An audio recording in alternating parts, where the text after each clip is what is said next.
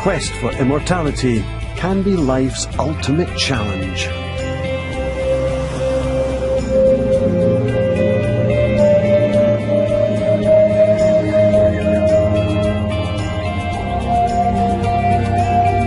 But in pursuing this quest, one sex usually pays a higher price than the other.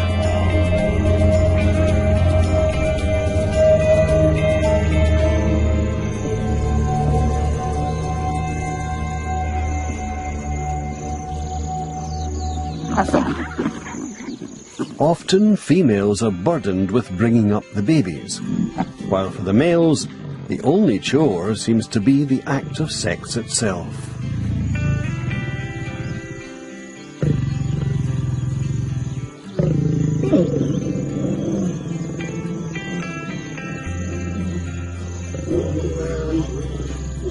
Sex aside, it often seems that females could raise families on their own.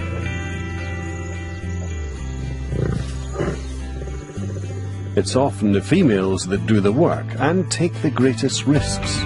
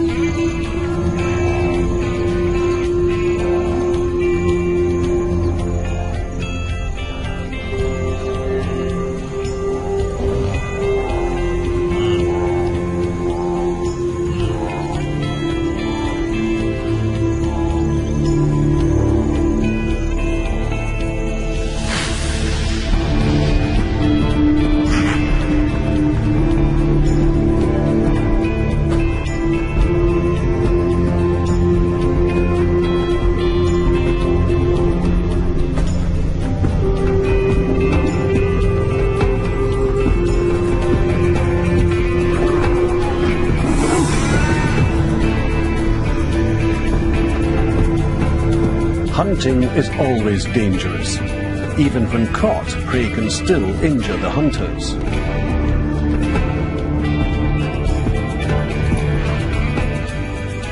But sometimes it's the male rather than the female that makes the ultimate sacrifice.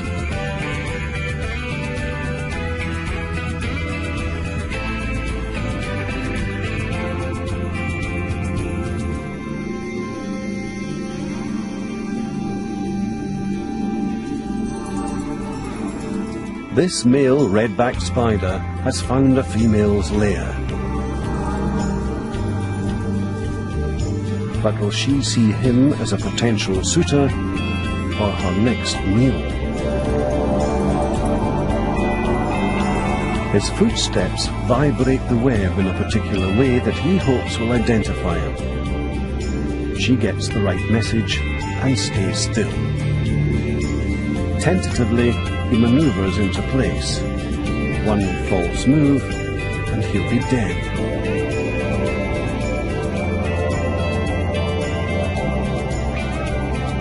The spider's palps are packed with sperm. He drums them against her abdomen as they prelude to an extraordinary sexual act. He plunges the palp into the female and begins to transfer sperm. But then, he makes a bizarre move. He flips his body over into the female's jaws. He forfeits his own life, all for the sake of sex. But there's method to his madness. While she eats, he continues to inject sperm. And more sperm means more babies to carry on his genetic line. Genetically, it makes perfect sense. He has to die sometime, and by trading in his life early, he ensures a bigger stake in the next generation. Amazingly, suicidal strategies such as this are not uncommon.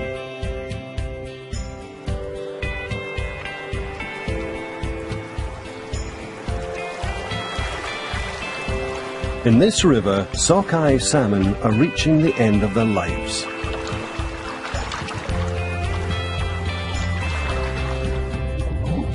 Over the past few weeks, they have swum 1,600 kilometers upstream from the ocean, instinctively driven in search of sex.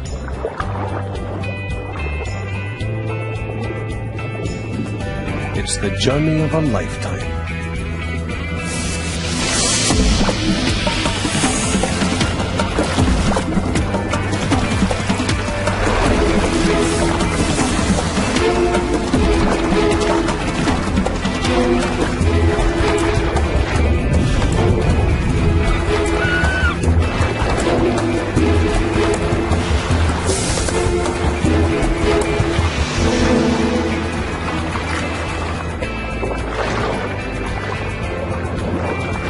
Finally, they reach the very gravel bed where they themselves first hatched. But although they're exhausted by the struggle, they have one last mission. They must now compete for mates. The males jostle one another for the chance to fertilize a female's eggs.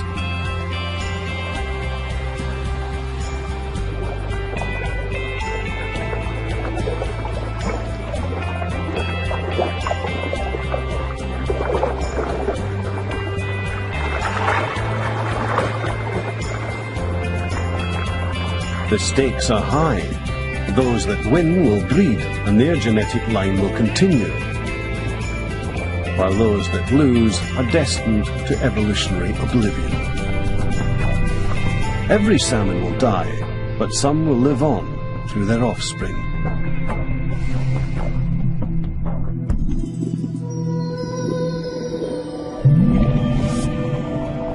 Within each egg lie the blueprints of life. Genes inherited from both parents. Instructed by those genes, a shapeless egg turns into a baby salmon. A salmon with the genetic pedigree to breed successfully. The secrets of breeding success are also passed from generation to generation within these genes.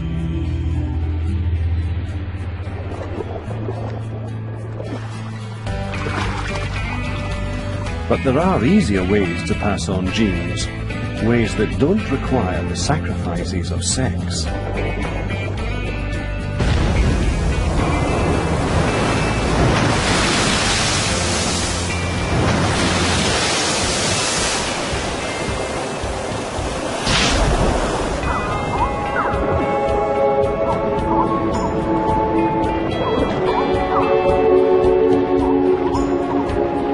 These sea anemones can reproduce without a partner. They don't need sex. The anemones simply split themselves down the middle to create two identical animals, clones.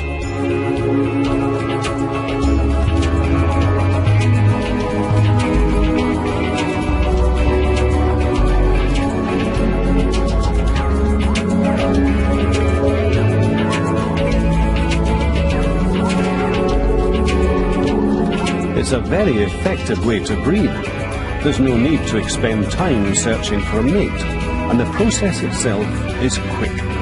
In just a few hours, one anemone can divide into babies able to reproduce in exactly the same way. The young anemone is a perfect clone of its parent, sharing identical genes.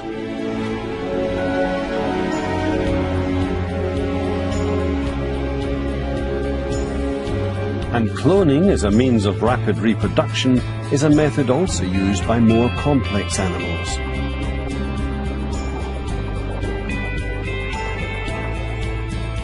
In the wake of a tropical cyclone, a raft of vegetation drifts in the ocean. On board is a small passenger, a female gecko.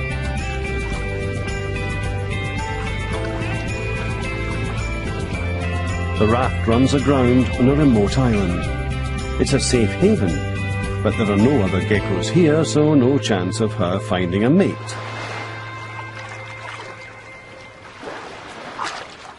But this gecko is no average castaway. Isolation isn't a problem for her. It's an opportunity. Because she's fully equipped to reproduce alone. Once in the shady interior of the island, she wastes no time in starting her own colony. She lays eggs, but she doesn't need a male to fertilize them. The embryos that develop inside each are identical to the mother. Perfect clones.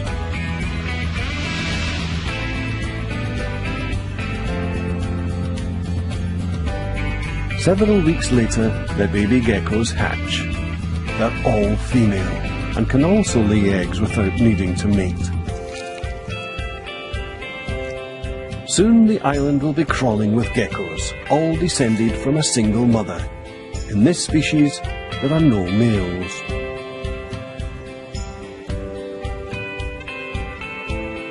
Breeding without sex might work well on an isolated island, but it can be a perilous strategy elsewhere in the world, where predators and disease are rampant.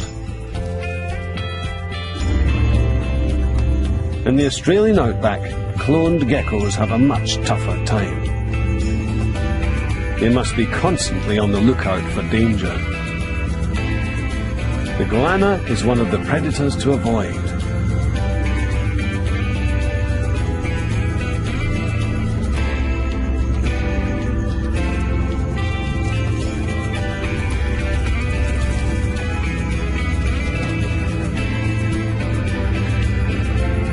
But other threats are much harder to hide from.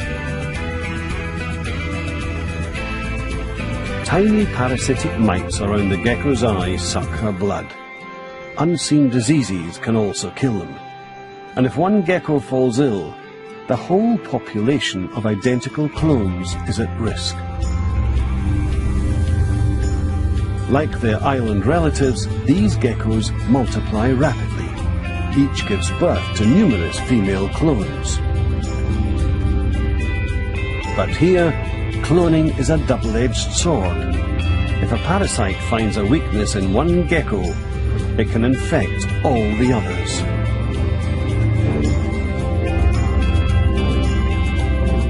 The population can crash even faster than it grew.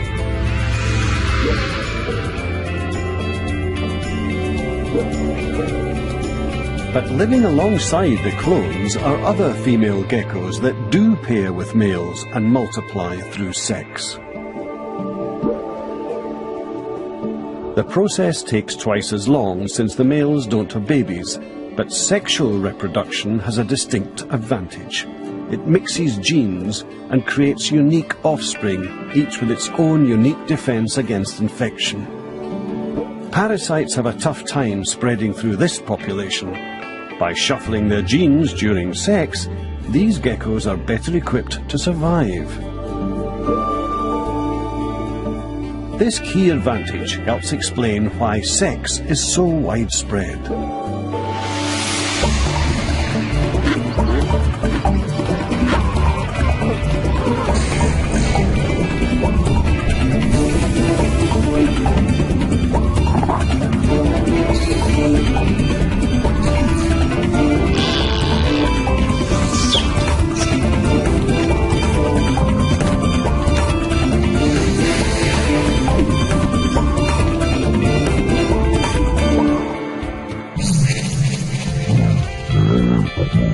But the advantages of sex may extend far beyond merely shuffling genes.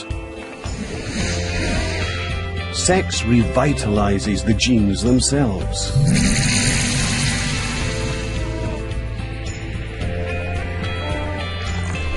The two sets of genes that come together during sex each have their own imperfections, because genes get damaged from time to time. Sex actually repairs these faulty genes by replacing them with good copies from the other partner.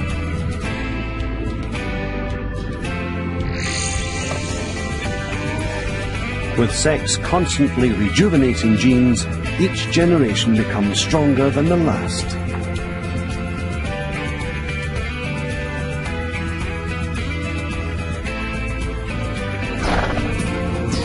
Genes have been intermingling throughout the 2-billion-year history of sex. And it's the new combinations that result that propel evolution forward.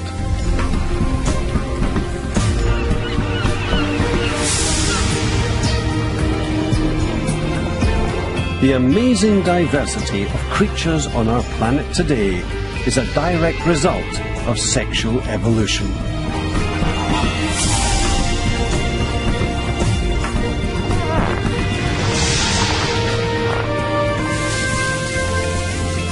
Sexual animals must swap genes when they breed, and in the mating game, the challenge is to find the best.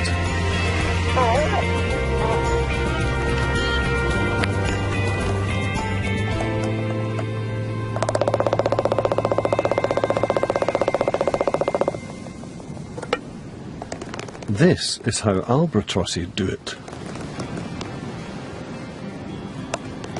After spending months apart, alone at sea, the birds are now compelled by their sexual urge to spend hour after hour in this ceremonial dance.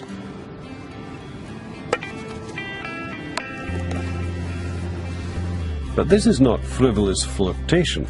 This is how they pick sexual partners.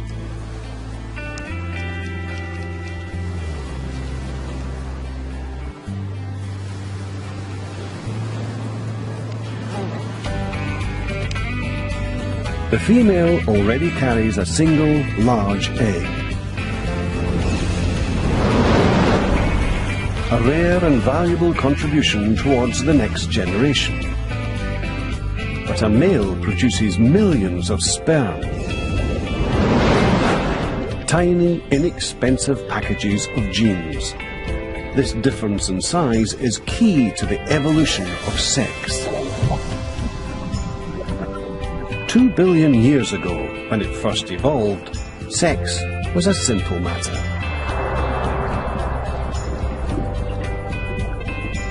Cells simply bumped into each other and then swapped genes.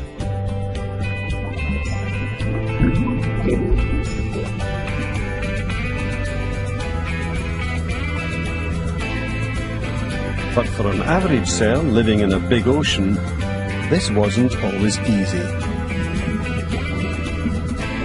Smaller, more agile cells were better at finding partners.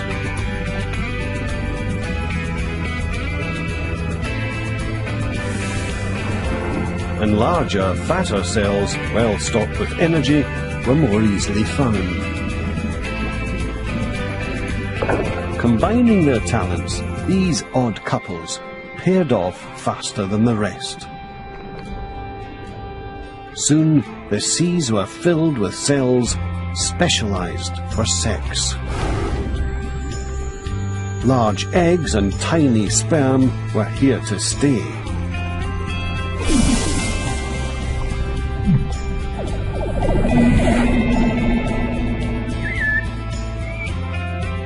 Today, the difference in size between eggs and sperm can reach amazing extremes. From the outside, the female kiwi looks almost identical to her male partner. But inside is a truly enormous egg. She'll only produce a few in her lifetime.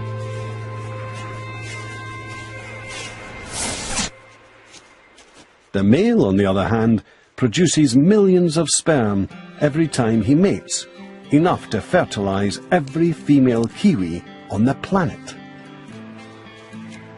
Quantity versus quality, male versus female. Each sex has its part to play in this game. But some curious creatures play on both sides. Some of the animals here in Australia's Great Barrier Reef are hermaphrodites, both male and female. These flatworms produce both eggs and sperm, but they don't fertilize themselves. They need new genes to mix with their own, so they search for partners just like any other creature.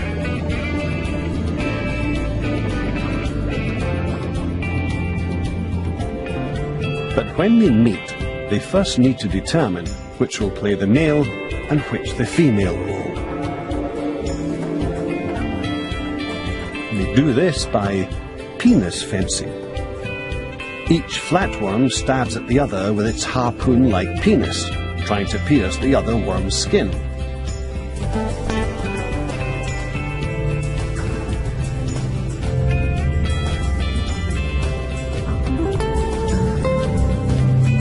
The rules of this battle are simple. The first worm to successfully stab the other wins and gets to play the male.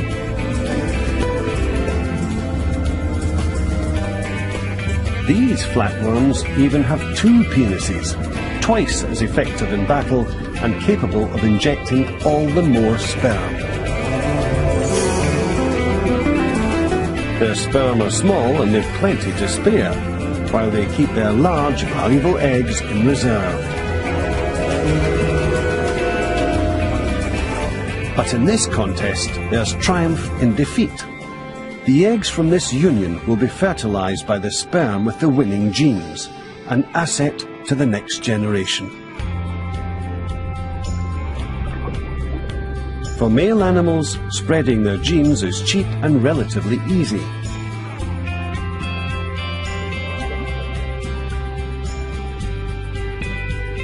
The hard part for some is finding females in the first place, like when they live in the vast, tangled swamps of Venezuela.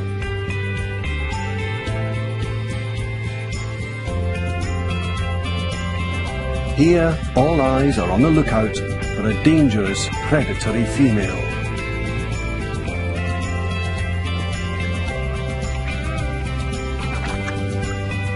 She's an anaconda, the largest hunter in the swamp.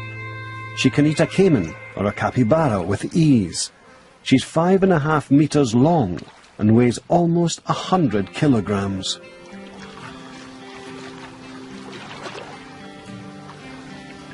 And the larger she is, the more young she can have. Her fertile body acts as a beacon to male anacondas. She doesn't need to make any effort to find them.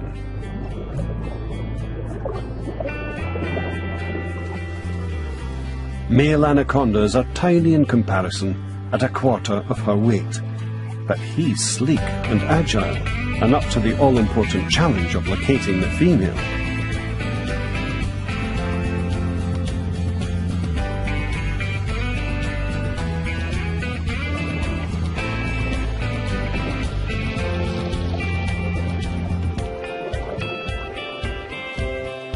Eventually, he finds her, but she's not alone.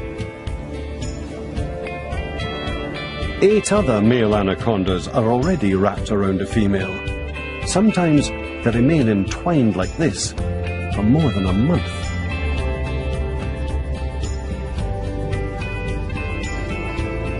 Each male has a pair of mating spurs he uses to stimulate the female and persuade her to mate. The males wrestle to be the winner in this serpentine battle for sex.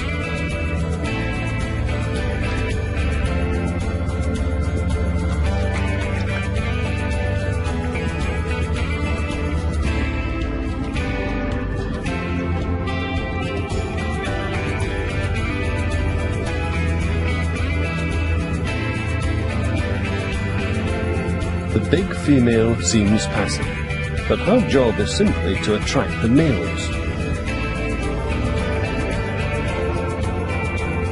While they fight amongst themselves, she conserves her energy for later to nurture her eggs. Female marine iguanas are sharp-eyed and on the lookout for mates. They choose partners based on the territory they possess, so the larger males compete for the best spots.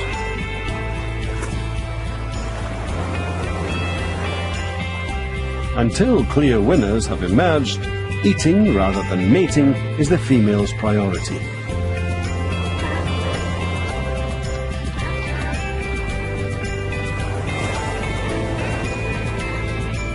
Foraging is best, when the tide is out, and the females all race for the shoreline. But for males, food is off the agenda. If they want sex, they must stay and fight. These often bloody battles sort out the men from the boys, important information for females looking for strong mates. But for now, the females gorge themselves on fresh seaweed. Food is vital to nourish the eggs growing inside them, no matter how hard it is to reach.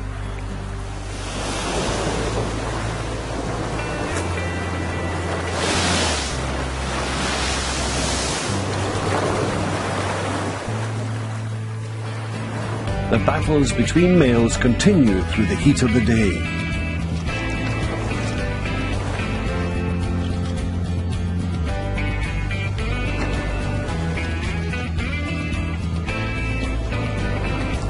Eventually, the winner will take center stage, ready for the female's return. As the females travel up the beach, they are watched by smaller males not strong enough to win fights. Their tactic is to jump on passing females.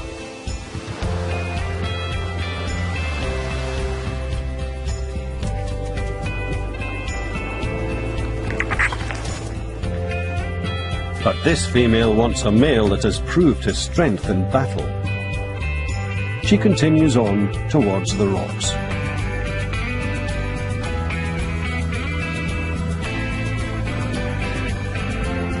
A winning male welcomes the females onto his patch. He sniffs them to see if they're ready to mate.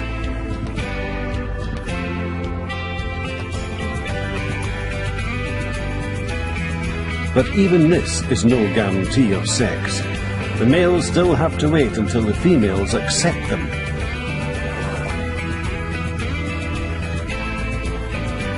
Female iguanas pick their partners from a crowd of males. But how do other females pick the best when they only meet one male at a time?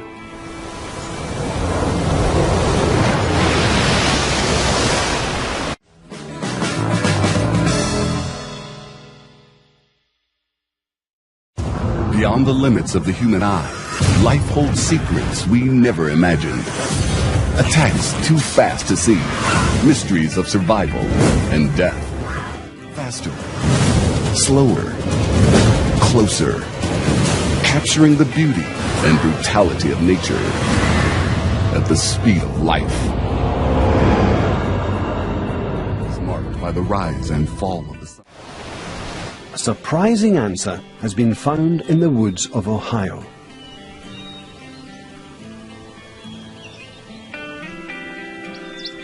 In spring, wolf spiders start to look for mates.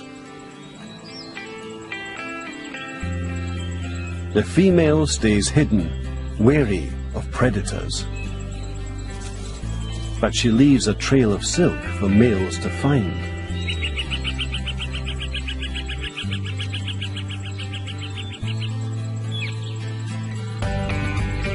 When one locates it, he detects the presence of a potential mate.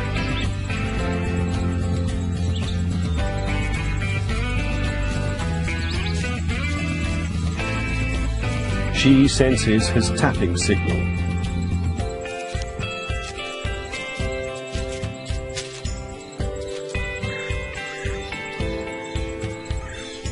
Then sees his waving legs.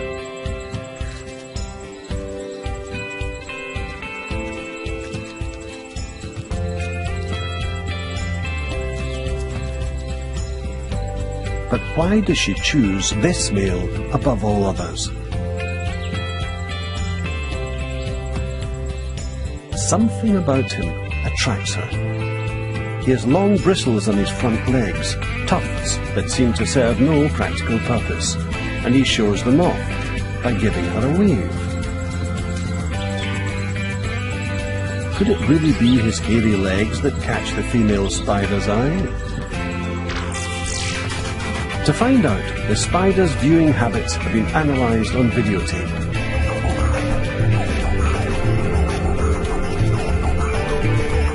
A mini TV screen plays life-size images of courting males to a female.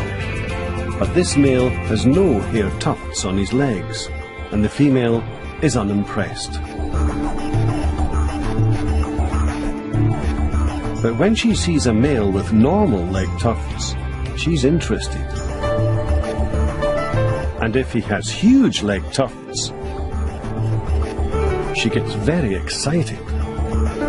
If females find hairy legs sexy, so will their daughters, and they'll also have sons with hairy legs.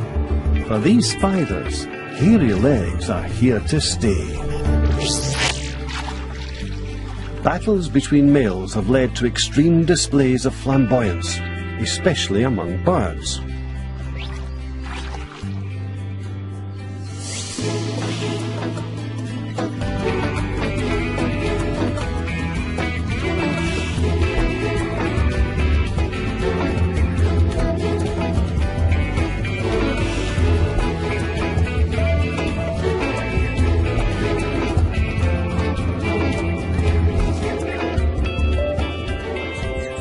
And throughout the bird world, females carefully choose the best males they can find.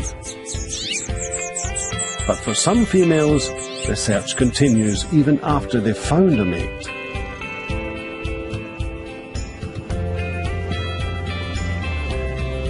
Blue-footed boobies live in densely packed colonies.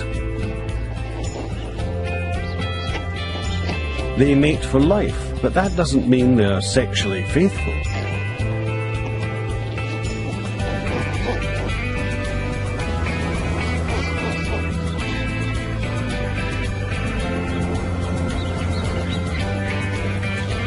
Each female has a regular partner she can depend on to feed her chicks.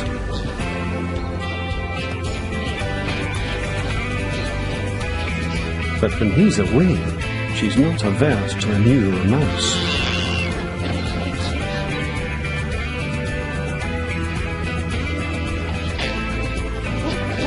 When a female is home alone, other males are more than happy to keep her company.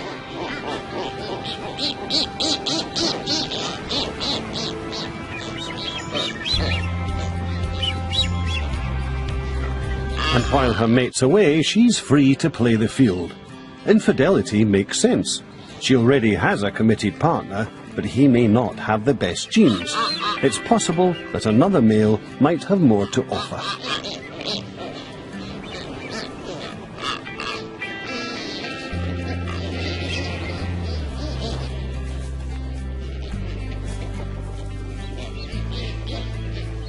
Their brief courtship leads to an inevitable end. Like all males, this one's trying to spread his genes far and wide. And the real bonus of this affair is that he won't have to bring up chicks.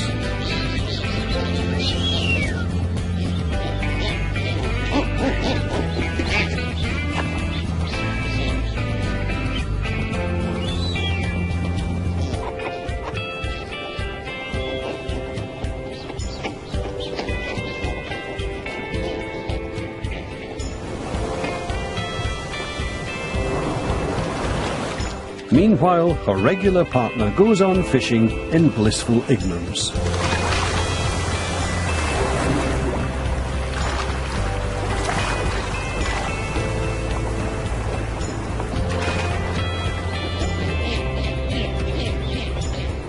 But on his return, he reclaims his partner. It's to his advantage to do so. Repeated mating will keep his sperm in the race to fertilize her eggs.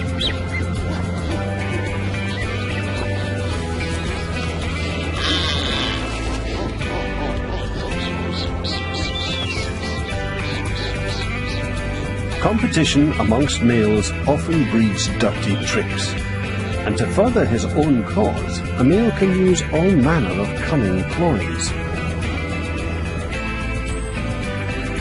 In the mountain meadows of Poland, another male does more than cheat a few rivals. He can exclude all his rivals. It's the Apollo butterfly. The males appear before the females, ready to mate quickly when the time comes.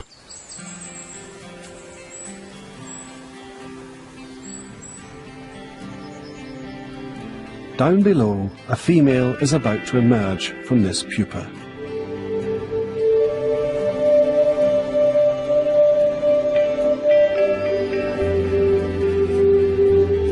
She'll be mated just once, by the male fast enough to beat the competition.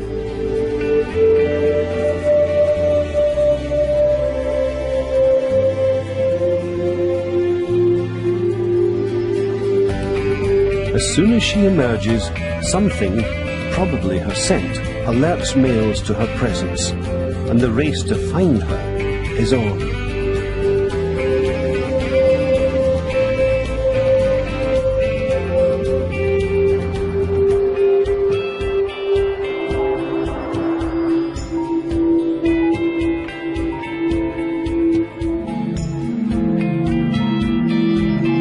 Before she's even taken her maiden flight, she's discovered by this male.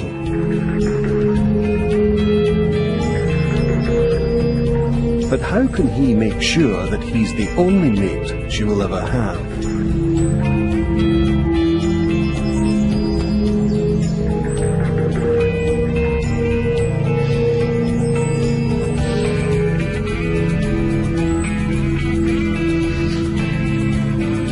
After successfully mating, he fits her with the insect equivalent of a chastity belt to ensure that his will be the only genes she receives.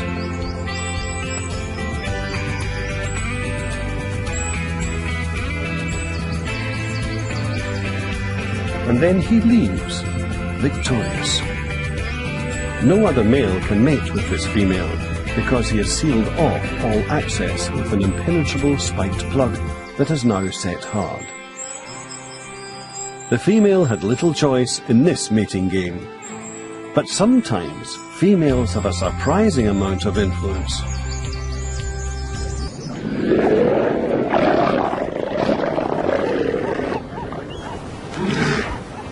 This harem of female elephant seals has been won by a single male known as the Beachmaster.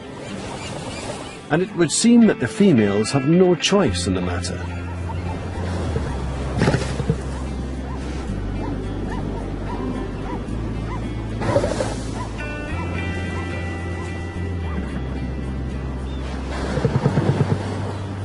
But the female's discriminating tastes will soon be revealed when a visitor approaches the harem.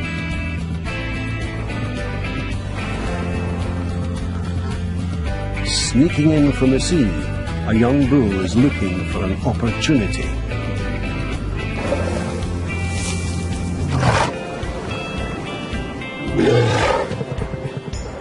He's intent on seduction.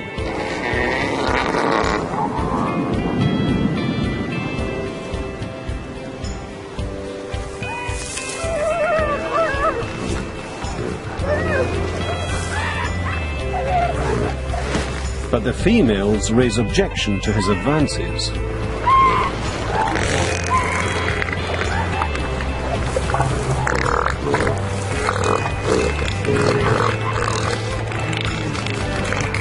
The commotion wakes the Beachmaster, who chases off the upstart bachelor.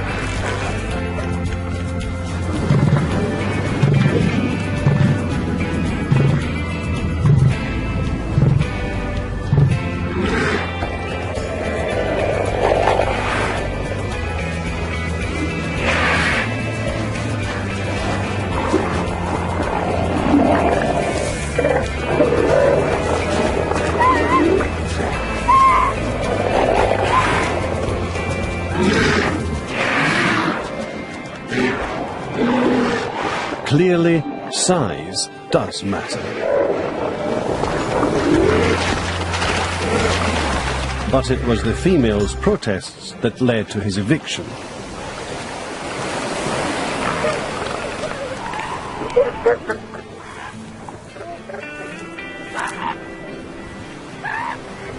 These females won't settle for second best.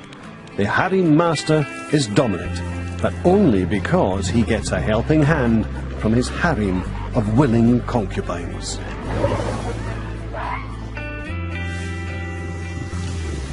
Female lions are also the willing subjects of powerful males. Females do the hunting, but males defend the pride against attack from other lions. If the males in a pride die, the females and cubs are left extremely vulnerable.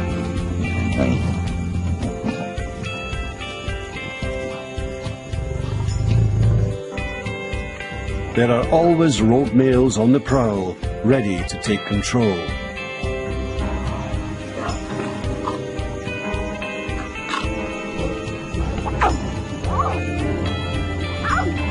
And an invading male will kill any cubs he finds.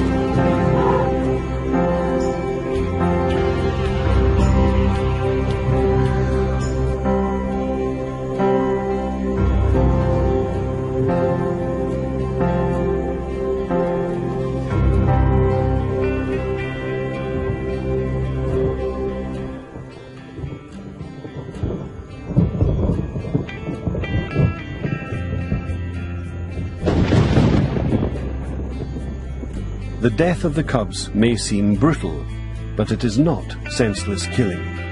The new male does it to make sure he won't be wasting his time protecting cubs that aren't his own.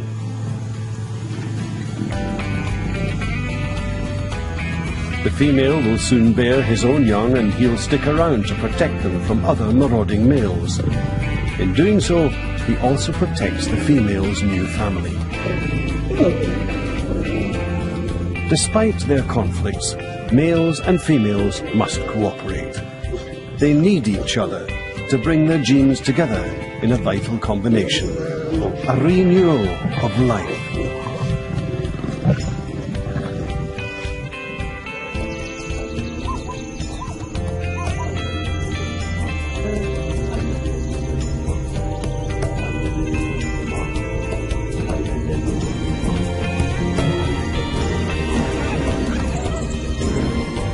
All around us live the descendants of a 4 billion year battle for survival.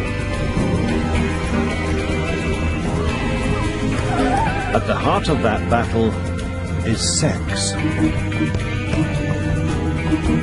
Despite its cost and its complexity, sex is here to stay.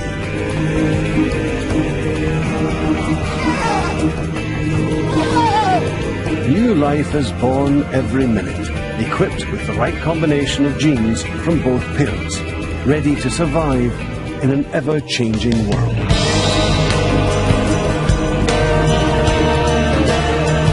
The triumph of the mating game is the future of life.